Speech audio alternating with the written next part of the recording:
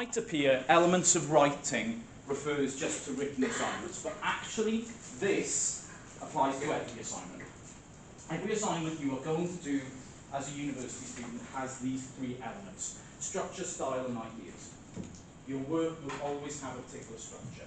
Your work will always have a particular style which we want you to achieve, and it will always have ideas which we want you to express in it. So, it is important to understand what the expectations are for each of these elements. Now, I'm coming at it from a writing perspective, because that's the most frequent type of assignment you're going to have. But I do acknowledge, even in my modules in years 2 and year 3, both of the modules that I run on social media and on gaming, the first assignment for both of them is an audio-visual project of some kind. But I still use this kind of structural idea when I'm assessing that work. Is it structured right? Is the style good? Are the ideas expressed appropriate? So, structure first of all. Your work should be structured around the principle of an argument. When you are answering a particular question for an essay, it is asking you to construct an argument. Essays are the best vehicle to discuss this in, but an essay is not a neutral piece of writing. You always have to have a position on the question that you are writing about. You might agree with a particular idea, you might disagree with it. Spoiler, the best approach to always have is not to agree fully and not to disagree fully, but to take a balanced approach to a criticism, to look at what the positives of something are and the negatives are. If you just want to do something that's going to get you a really good grade, take that approach. Okay? That's the way that you are maximising the chances of getting a good grade as possible. You can get good grades otherwise, but it's tricky. What is an argument? A collective series of statements to establish a definite position, or defined position. Any argument is a series of statements. Now, let's have an argument. Who do I know that's going to be argumentative? So, Tallulah's top is green. That's green. It's not though, is it? But it is though. But it is, isn't it? It's not, because when I bought it, it was kind of in the white as well. Yeah, but it's wrong though, isn't it? Because that's green. Why would it come to a bit down that has black? Company and morons, that's actually green top. Well, it's actually better outfits and similar. Yeah, they're worse than morons. They're gibbering fucking idiots, those guys. They do very well for them, they could have made any colour, but it's black. It's not my fault that they don't know what colours are, is it? That is definitely green. What is your fault? You don't. And on we go. This lovely illustration of an argument is not an argument. This is just a moron saying something which is provoking somebody to want to get done. I have to stop that right there because I can see she was starving to go with this. Right? So, this is not an argument. I did not engage in an argument. All I said was something moronic to provoke a reaction from somebody that I knew would react. That, my friends, is not an argument. That's what we commonly call trolling. That is not how arguments are done. What I did not do is make a collective series of statements to establish my position. Instead, I just went in and said, it's green on it, because I'm a moron. Okay? Now, if I wanted to actually approach this in an argumentative sense, I would have to make a series of statements which developed my point that Tallulah's top is green. But guess what? I can't actually do it. I can't make that argument because it's quite clearly black. I mean, these work. I can see that it's black, right? So this is not something that I should engage in an argument on. And therefore, that is a good lesson. Don't make an argument about something that can't be supported.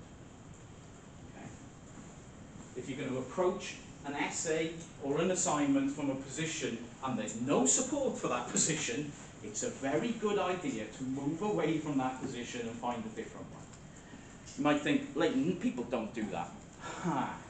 Master's student 2 years ago, obsessed with the idea, and it's a classic idea, it never goes away, that playing violent video games makes children act violently. A classic example of what we call the thinking of a moron. Because if you actually assess the evidence on this topic, it states quite clearly that there is no actual relationship between those two variables.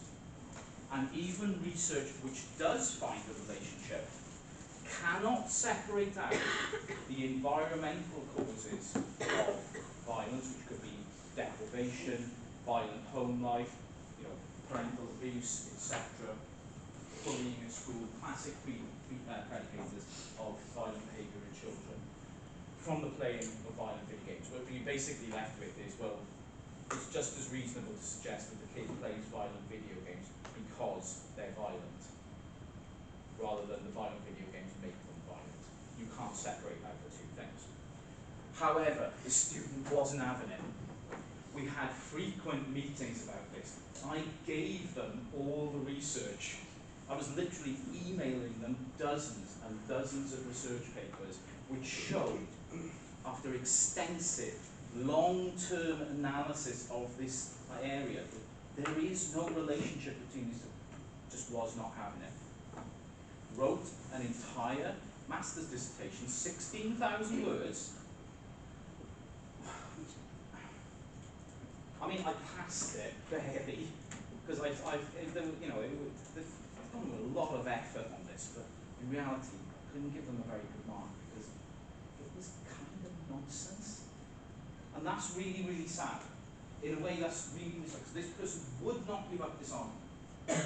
Wouldn't actually budge from the position which was wrong in the first place. There was no way she could actually, I shouldn't have said that, they could have actually made that argument stick. There was no evidence for it.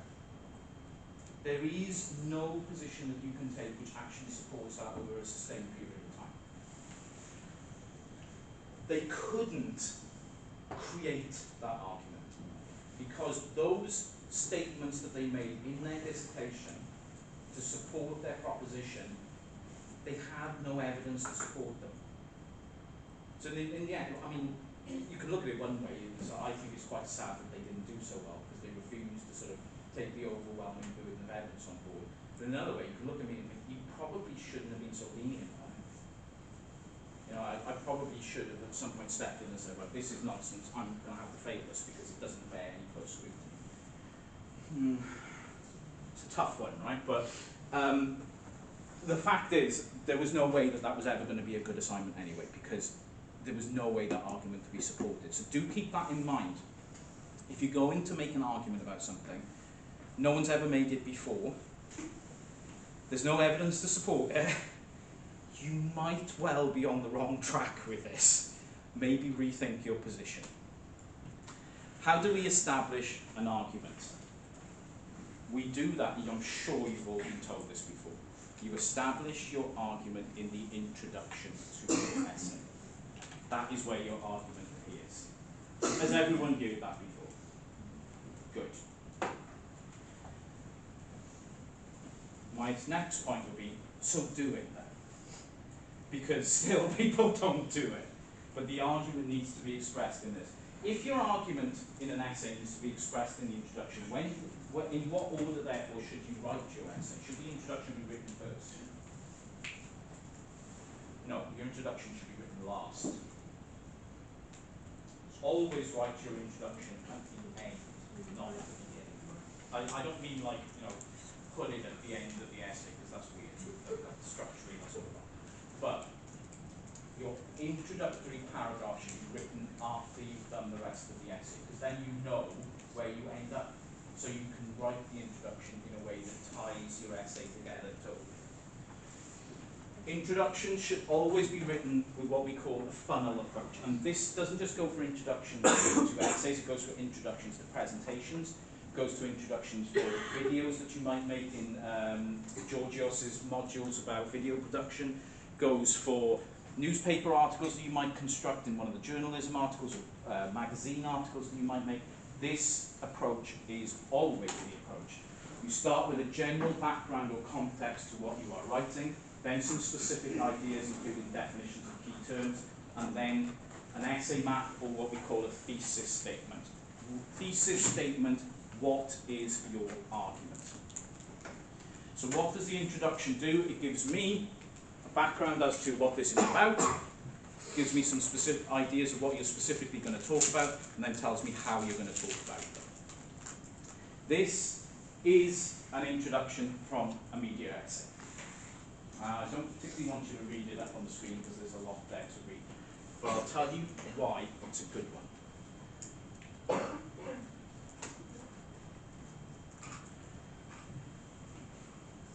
This maps out how it should be done. The color coding here tells you those three elements. So we've got a background. Even as the first page of the Bible passing through Gutenberg's press, those in positions of power were starting to realize the awesome potential of this new technology to control the information that was relayed to the people. If you're enrolled on MS 120 next semester, Introduction to Media History, you're going to be asked this question. I've just given you the perfect introductory paragraph to the question that will be asked in that logic. If they ask you about, if Adam and Chris ask you about Gutenberg's press, which they have to, then this is how it's done. So what I have here is an introduction which begins with the general background to the question, then moves on into specifics of how that's going to be answered. So I'm laying out the thesis in the essay, right? This essay will conclude that while the model has long served as an efficient if flawed way to distribute information, as its power has grown, so has people's reluctance to take the message. This is an essay about what's called the broadcast model of media. The student was using that to discuss the importance of the printing press as a technology, and was then going on to evaluate the effectiveness of the broadcast model going forward. It is almost the perfect introduction.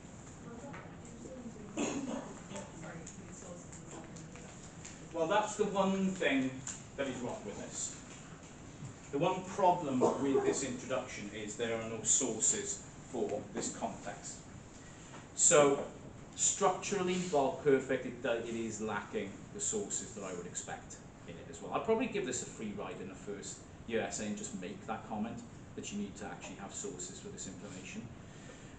But structurally, that's exactly what we're actually doing. So it will always have background, the essay map, what you're going to cover, and what your argument is. Any introduction always has these. And like I said, it's not just for essays, this is for any assignment you do. You need to introduce your assignment with a background, a plan of what you're going to cover in that assignment, and your argument itself. Goes for anything. Because, my friends, first impressions do count. How do you all think marking works? Do you think it's like a systematic process? Do you think like markers of your work sit down to each person's work individually with an objective frame of mind that, you know, I'm going to approach this fairly, etc.? Okay. If you think that, you're wrong. That's not how it works. The person marking your work is a human being, not a robot. They are flawed, just like all human beings are.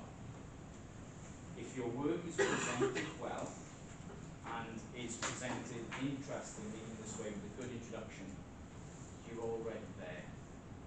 They're going to give you a high mark already. First paragraph is more important than any other paragraph in your work.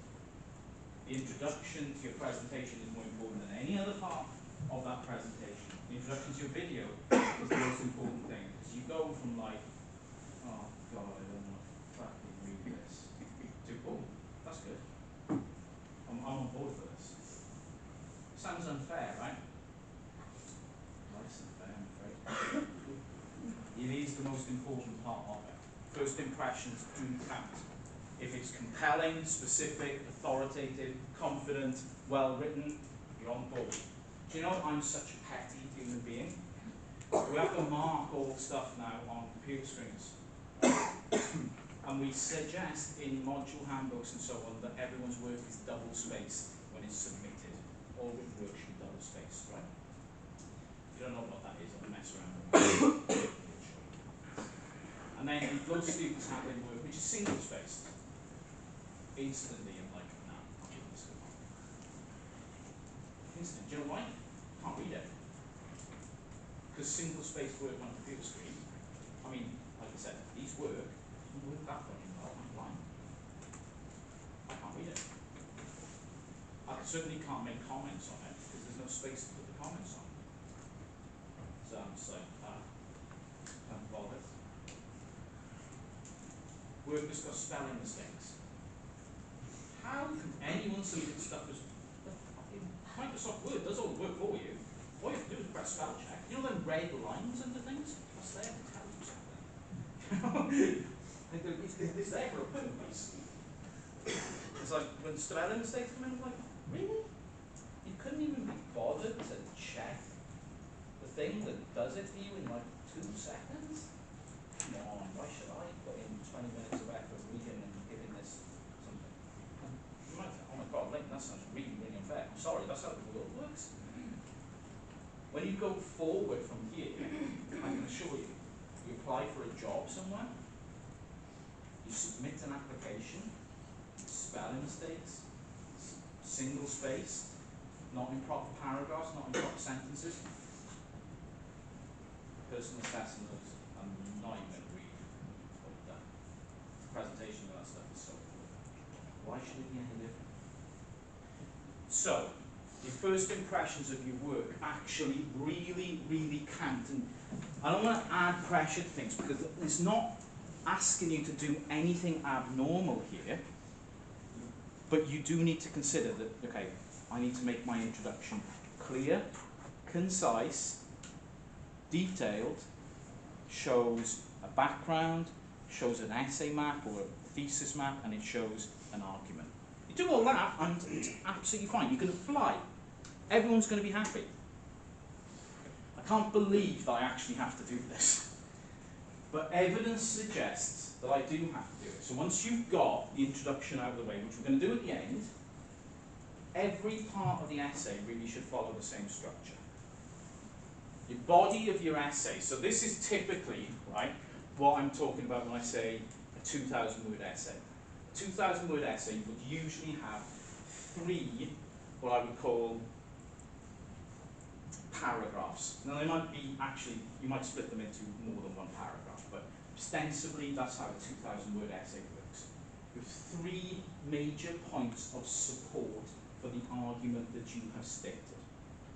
And in that it should be broken up into, it begins with a topic sentence, tell me what this paragraph is about.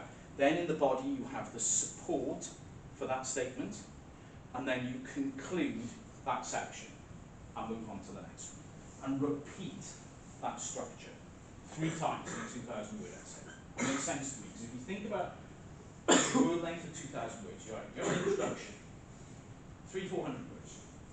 Then you have 3 of these, about 500 words each.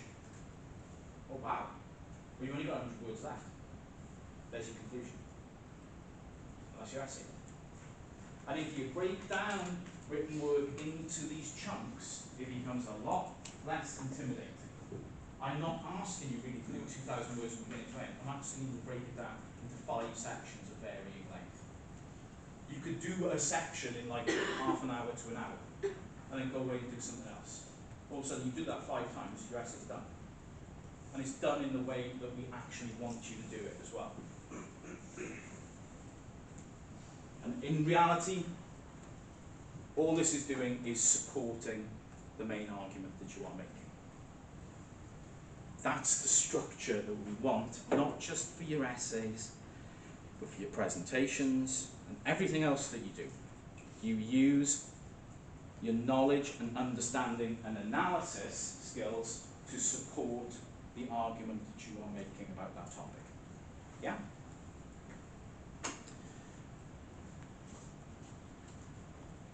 Topic sentences are so important in writing, but they're also so important in every assignment.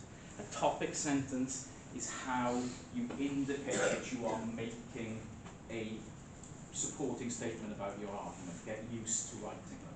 So when you, if you find this easier, in the first year I would encourage you to do it.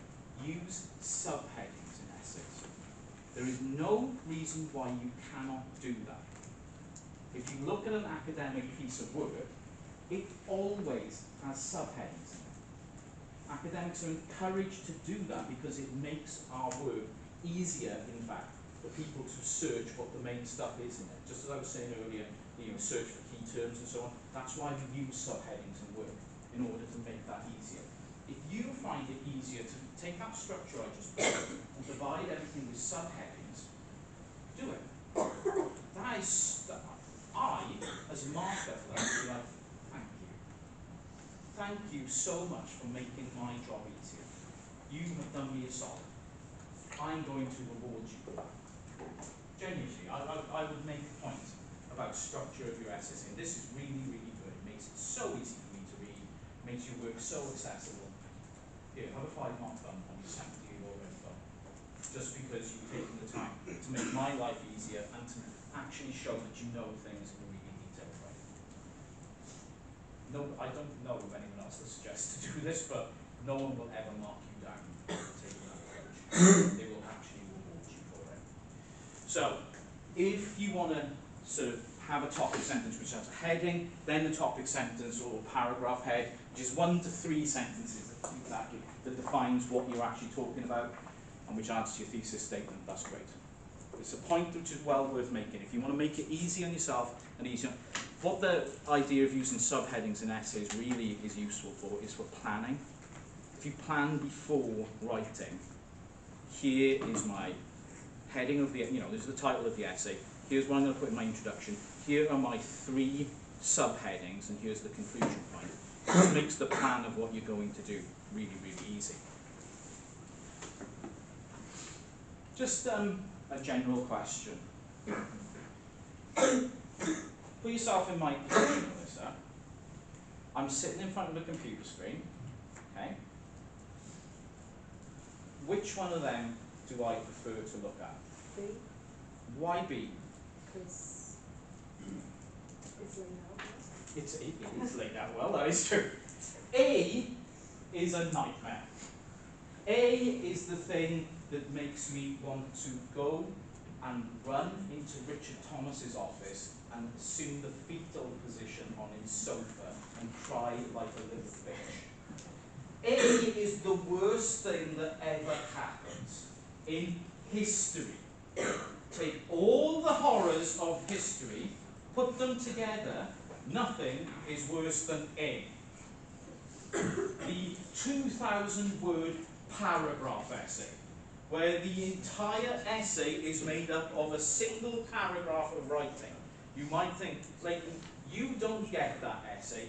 My friends, at least 10% of the essays handed in January on this module will take that format, where it is just, and what makes it worse is that people justify the 1 paragraph. That makes it really, really hard to read. But it's like, you don't need like you're reading something, yeah? This also goes for sentence length, by the way. I don't know if you guys are the same as me, but you probably are. When you're reading a sentence, you kind of hold your breath, and then you let out the breath when the sentence ends, and you move on to the next one. So breathing becomes part of the function of reading.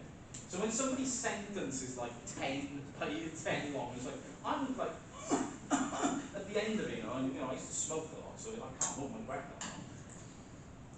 The first one is even worse. It's like I'm holding my breath for the entirety of the freaking essay.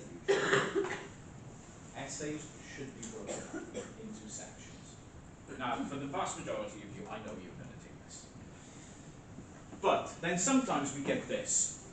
This is actually about 25% of essays that come in, where sentences, like literally individual sentences, are presented as paragraphs.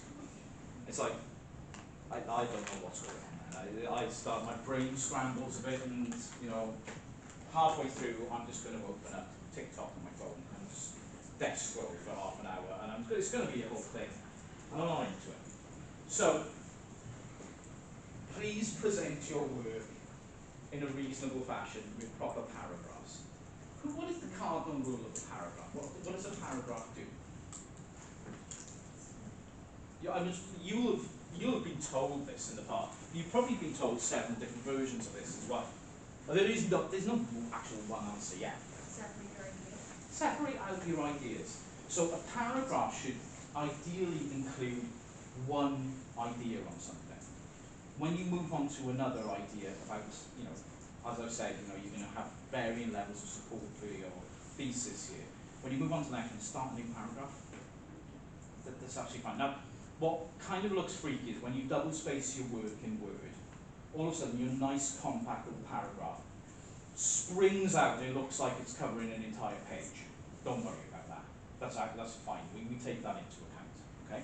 But please, be reasonable. Please. Sentences in particular are a problem.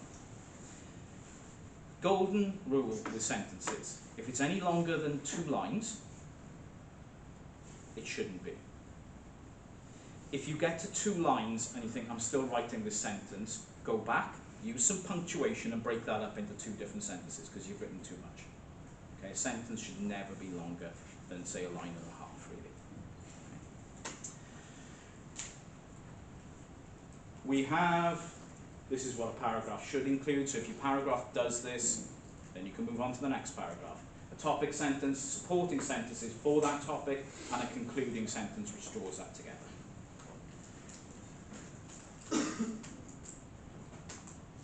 I'm actually going to skip some of these points because I want to get on to something more important.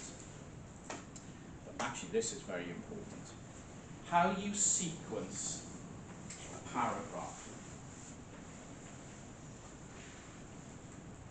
Familiar, non-familiar, familiar, non-familiar pattern is the most effective way of sequencing a paragraph.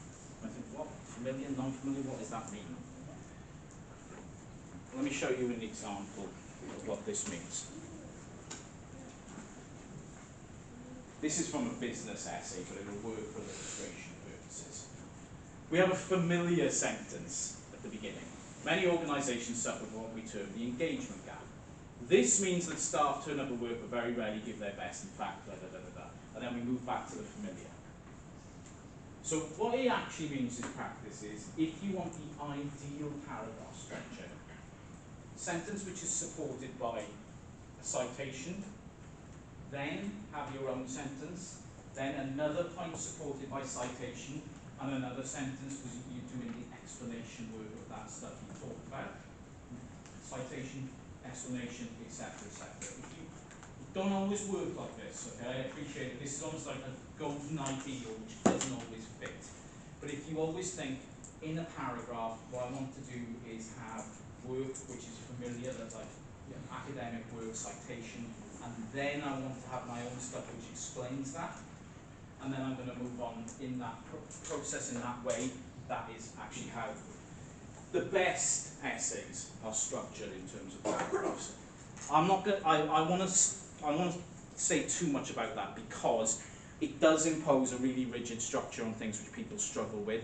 But if you keep in mind that each of your paragraphs should really have thesis statement, research or theory, explanation, research or theory, etc. That's the best way to structure them. Okay. Ideas. Criticality. The body of your paragraph is also where you show your critical engagement. Yeah? So that's always, when you're plotting out your paragraphs of essays, when you're plotting out the developmental stages of a presentation, that's where you include the research part, the work that you have done with the academic material itself.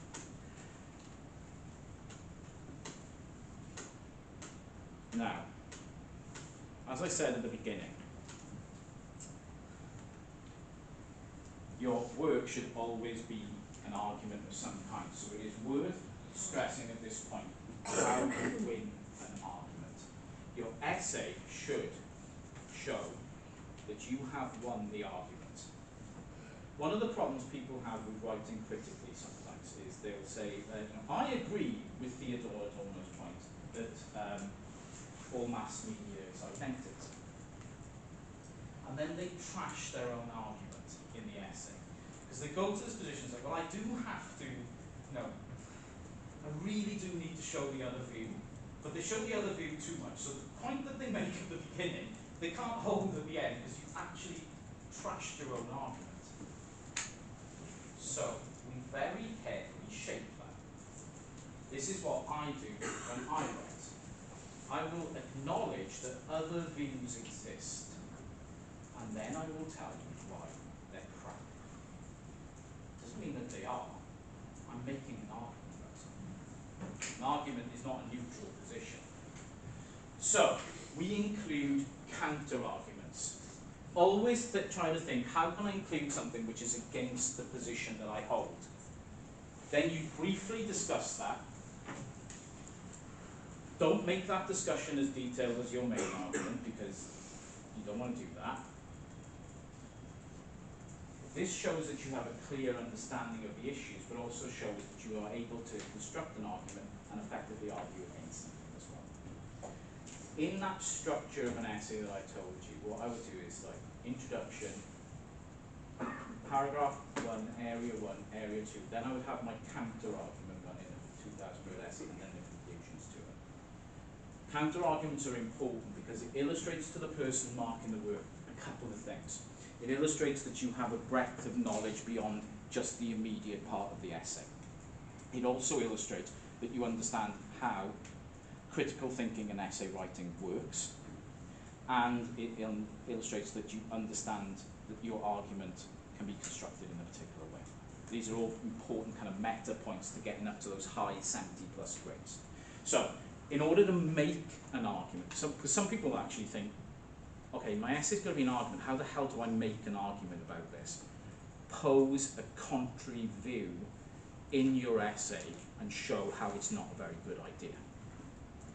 And then you've made an argument, and you've come out on a particular side. You can cover this stuff in your own time. Oh, actually, let me go back to that. Just as a bit of a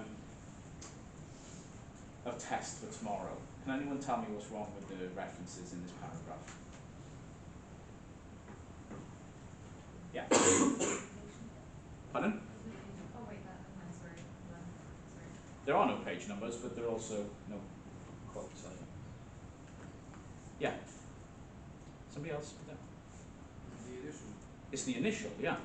No initials in citations in text.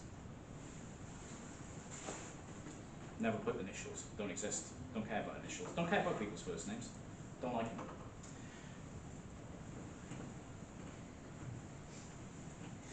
What we have here, if you look at the top bit in the brackets, that's my thesis statement being restated.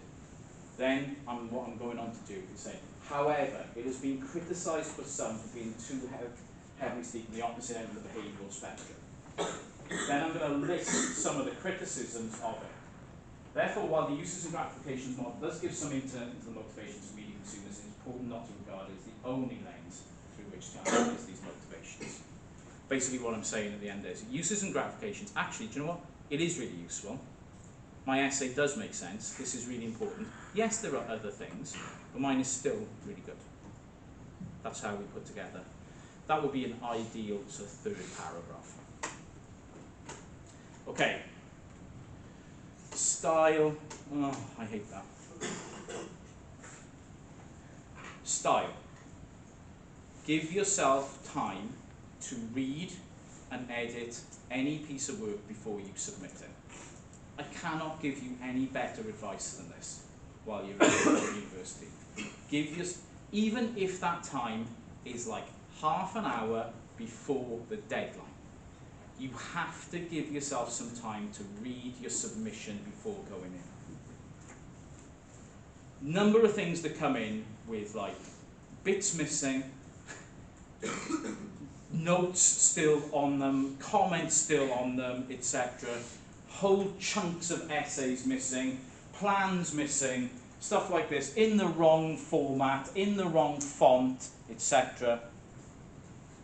Don't fall in the trap. Just give yourself a little bit of time. How much time do I need to read and edit a 2,000 word essay?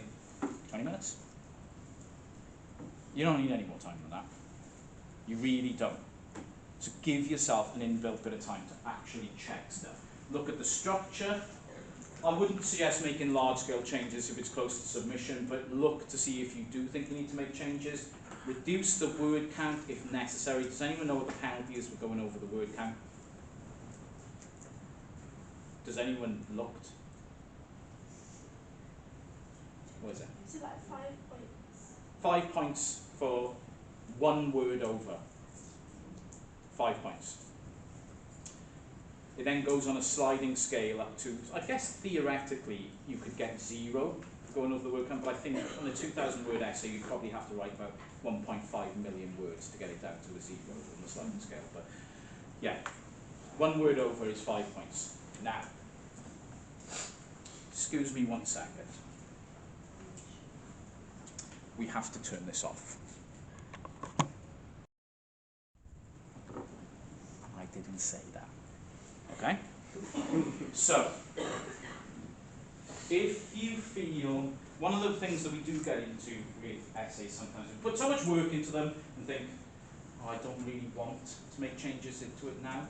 If you think it's crap, please make the changes. It's much better to put the extra work in than to hand in something which is not very good. Okay.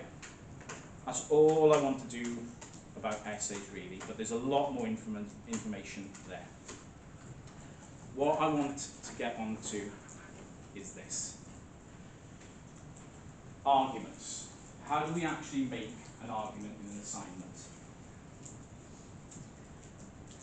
The easiest way of thinking how I make an argument is to structure your assignment into what we call a series of propositions. So your proposition 1, proposition 2, or as I put your premise 1, premise 2, and then that leads you to a conclusion. Your premises should support one another, ideally. This is how a formal argument structure actually works. So in this one, we can actually test this, what we call syllogism, right? Everyone born in Wales is Welsh. I was born in Wales, therefore I'm Welsh. Is that true? We can break each one of these up. So, premise 1, everyone born in Wales is Welsh. Premise 2, I was born in Wales. Conclusion, therefore I am Welsh. Is that argument correct? Is it? We do know. Yeah, they're like different. Because they have some like rules and things. What I would say is this argument is not correct because premise 1 is incorrect. Is everyone born in Wales Welsh?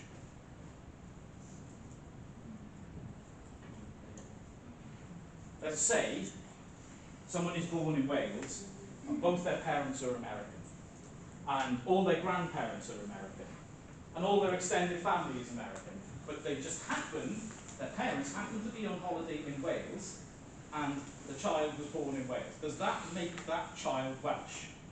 No. So I would say premise 1 is actually incorrect. Everyone born in Wales is Welsh. I don't think that's how it works. Okay? So, but is that form, now, that is an indicative thing of what goes wrong sometimes in how people stress arguments. They take it as given that one of them is actually correct because it's been stressed that way. Think about the argument itself. Textbooks, though, will follow that format. They will establish a set of arguments and follow them logically to reach a conclusion. When you read Hodgkinson's textbook that I've given you, that's exactly what he does throughout. He just establishes a proposition, moves on to the next proposition, which is supports the proposition he's just done, until he comes to a conclusion. That's how textbooks are written. That is the classic format. Now, for assignment 2, that's exactly what William has done in that chapter. He writes each chapter of that assignment, of that, each paragraph of that chapter as a separate argument. Every one of those chapters is an argument that leads towards the conclusion he makes. Okay? So when you are reading chapter 2, firstly, when we're talking about all these techniques about reading and stuff, let's make it easy. That's a 34-page chapter. That's a lot to read. It's actually 9,000 words in length. We want to make this quicker. Have a look at the opening sentence of each first. Do a quick buzz read through it. Paragraph. What's the first sentence say? Next paragraph, what does it say?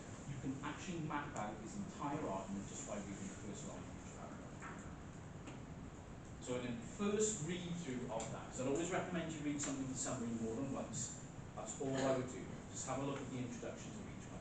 That will help you understand how he got to the conclusion he makes. This is my notes on that chapter. As you can see, I'm just going through each of the paragraphs. That's all I'm doing. Noting what they say. All of a sudden, I've got the entire structure of his paragraph on of his 34-page chapter on 2 pages. Don't need any more than that to cover it.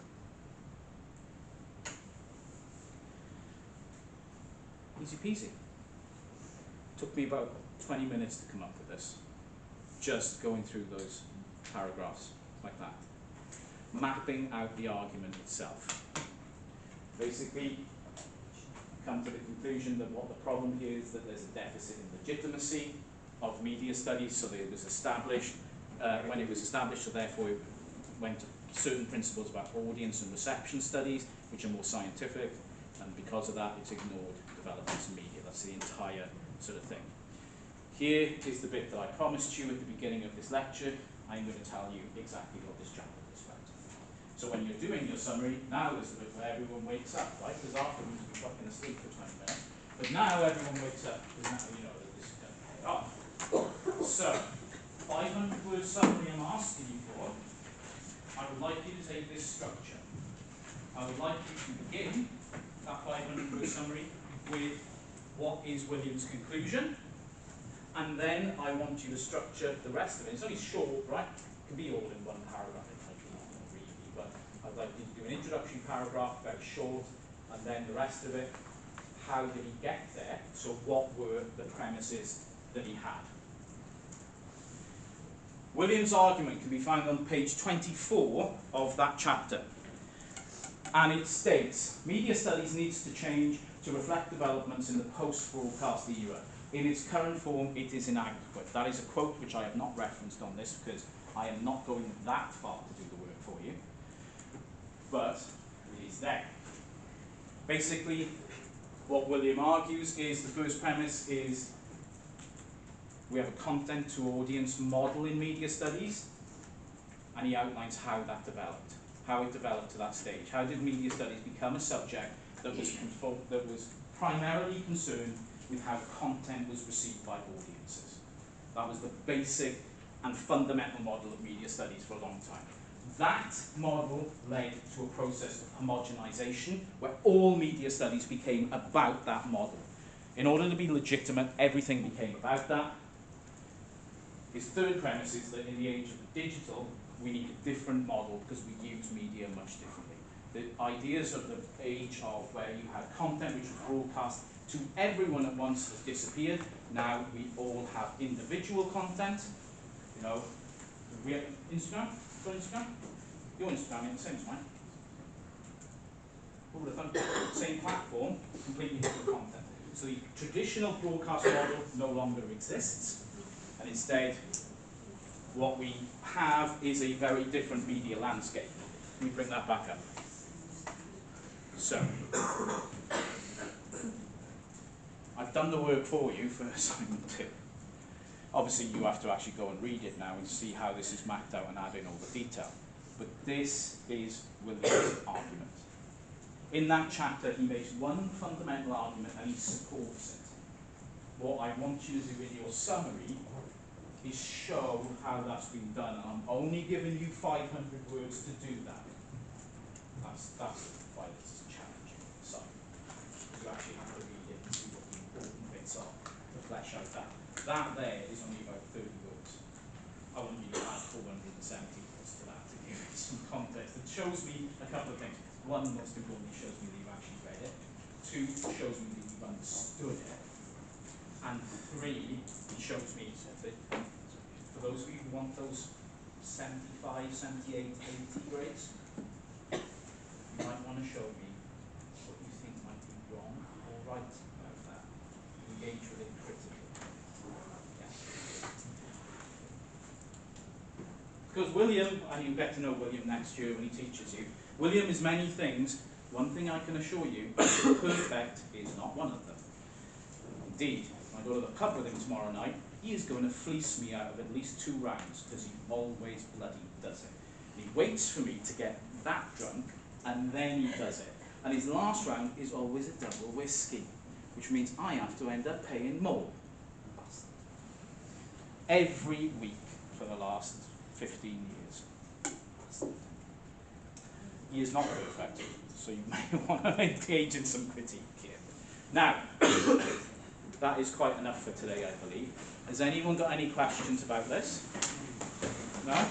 Hard going, but before you all run off, I'm happy to say that's it. We're done with this rubbish. Next week we actually start on some interesting stuff. Thank God, thank you, Satan, thank everyone in the book.